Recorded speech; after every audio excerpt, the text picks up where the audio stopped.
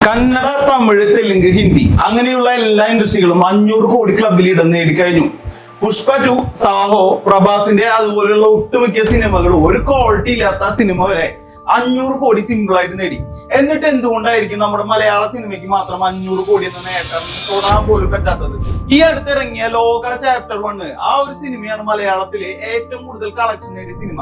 അത് ഏകദേശം 300 കോടി രൂപയാണ് നേടിയത്. വെറും 30 കോടി ചെലവിലാണ് ആ സിനിമ 300 കോടി നേടിയത്. അങ്ങനെ നോക്കുമ്പോൾ ബാക്കിയുള്ളവരുടെ 500 കോടിയേക്കാളും എത്രയോ മുകളിൽ തന്നെയാണ് ഈ 300 കോടി. പക്ഷെ നമുക്ക് ഇത്രയധികം കഴിവുള്ള ഡയറക്ടേഴ്സ് ഉണ്ടായിട്ടും നടന്മാരുണ്ടായിട്ടും 500 കോടി ലഭിക്കുന്നില്ലേ മലയാള സിനിമയ്ക്ക്? സോഷ്യൽ മീഡിയ തുറന്നു കഴിഞ്ഞാൽ മലയാള ആക്ടേഴ്സിനെയും ഡയറക്ടേഴ്സിനെയും പുകഴ്ത്താൻ മാത്രമേ മറ്റ് ഇൻഡസ്ട്രിയിലുള്ള ആളുകൾ വായ തുറക്കാറുള്ളൂ. കാര്യം ഇതൊക്കെ സത്യമാണെങ്കിലും അവരെ കുറിച്ച് പറയുന്ന കാര്യങ്ങളൊക്കെ സത്യം തന്നെയാണ്, അതിലൊരു സംശയമില്ല. സിനിമയുടെ കളക്ഷന്റെ കാര്യം എടുക്കുമ്പോൾ ഇതൊരു വലിയ തള്ളായിട്ട് തോന്നാറുള്ളൂ. ഇതിൽ പ്രധാനമായിട്ട് എനിക്ക് പറയാനുള്ളത് കേരളത്തിലെ ജനസംഖ്യ മറ്റ് സംസ്ഥാനങ്ങളെക്കാളും വളരെ കുറവ് തന്നെയാണ്. അതുകൊണ്ട് തന്നെ കേരളത്തിൽ നിന്ന് മാത്രം വലിയൊരു തുക നേടുക എന്നത് ബുദ്ധിമുട്ടാണ്. ഏതൊരു സംസ്ഥാനത്തിനെടുത്താലും അല്ലെങ്കിൽ ഏതൊരു ഇൻഡസ്ട്രി എടുത്താലും മറ്റ് സംസ്ഥാനങ്ങളിൽ നിന്ന് നേടുന്ന ആ ഒരു തുകയുണ്ടല്ലോ, ഫസ്റ്റ് കിട്ടുന്ന തുക അല്ലെങ്കിൽ ആ ഒരു ഇൻഡസ്ട്രിയിൽ നിന്ന് മാത്രം. ഇപ്പോൾ തമിഴ് സിനിമ ഇറങ്ങുകയാണെങ്കിൽ ആ തമിഴ് സിനിമയ്ക്ക് മാത്രം കിട്ടുന്ന ആ ഒരു തമിഴ്നാട്ടിൽ നിന്ന് മാത്രം കിട്ടുന്ന ഒരു തുക, ആ ഒരു തുക വലിയൊരു എമൗണ്ട് ആയിരിക്കും, ഹ്യൂജ് എമൗണ്ട് ആയിരിക്കും. അവിടെ ആള് കൂടുതലാണ്.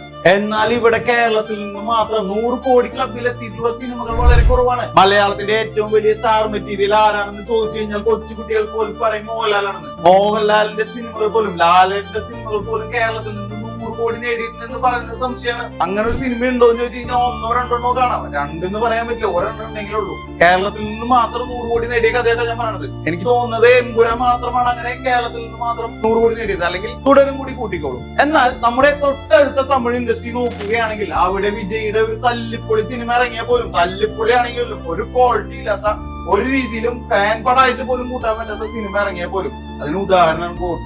ആ സിനിമ പോലും 200 കോടി നേടിയിട്ടുണ്ടാവും. തമിഴ്നാട്ടിൽ നിന്ന് മാത്രം 200 കോടി നേടിയിട്ടുണ്ടാവും. വിജയുടെ ഗോട്ട് എന്ന സിനിമ ബുദ്ധിയുള്ളവർക്ക് മനസ്സിലാവുക അതൊരു നല്ല സിനിമയല്ല. അത് കാരണമാണ് ആ സിനിമയുടെ പേര് ഞാൻ എടുത്തു പറഞ്ഞത്. എന്നിട്ടും അതിനെ 200 കോടി അവിടെ നിന്ന് കളക്ഷൻ നേടാൻ കഴിഞ്ഞിട്ടുണ്ടെങ്കിൽ നിങ്ങൾ ആലോചിക്കണം അവിടുത്തെ ജനസംഖ്യ എത്ര മാത്രം ഉണ്ടായിരിക്കും. അവിടെ ഒരു നടൻ, അവിടെ ഇഷ്ടമുള്ള ആളുകൾക്ക് ഇഷ്ടമുള്ള ഒരു നടൻ ഉണ്ടായാൽ മാത്രം മതി.